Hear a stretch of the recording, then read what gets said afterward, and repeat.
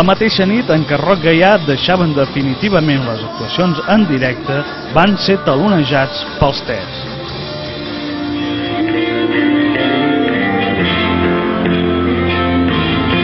A Alcover, d'on són originari els TES, és on va tenir lloc aquest concert. La jove banda, creada ara fa 3 anys i encapçalada per un antic membre dels Trossos, practica des del metal més contundent fins al punk melòdic i passant també pel rock and roll.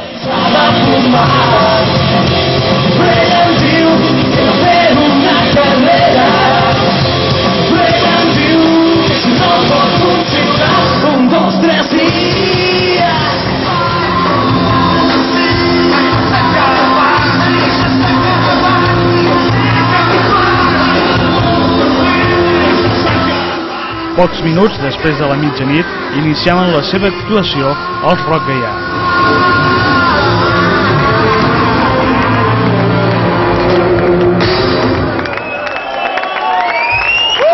Moltes gràcies al Alcover. Som Roc Gaià. Bueno, suposo que molts de vosaltres ho sabeu, perquè de fet Alcover és el lloc on més vegades hem actuat amb Roc Gaià i és com si fos la nostra segona casa. Diu que Alcover res de bon ve. Ai, jo no m'ho crec. Alcover hi ha una gent de puta mare. Som-hi!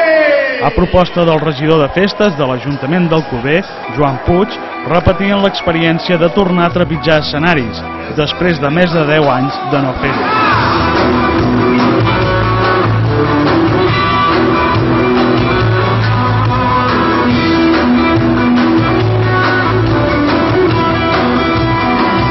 Així doncs, l'any 2006 havia servit pel Roc Gaià per a commemorar el 25è aniversari de la seva creació amb 2 concerts, un a Vilavella del Camp i un altre a Alcover. Peces com Totes les dones o El meu cotxe varen tornar a fer vibrar al públic assistent. Us ha agradat? Us ha agradat? Doncs vinga, que ara fem una altra!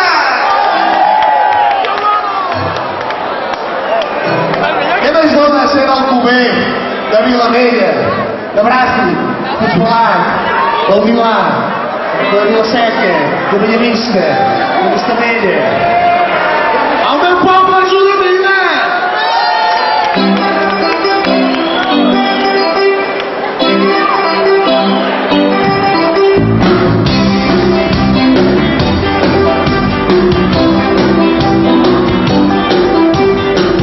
El meu poble és el més modern, de la comarca de l'Alt Camp. Molt petit i bufonet, amb una olor molt peculiar. L'estiu tenim coloristes gràcies al folclore català.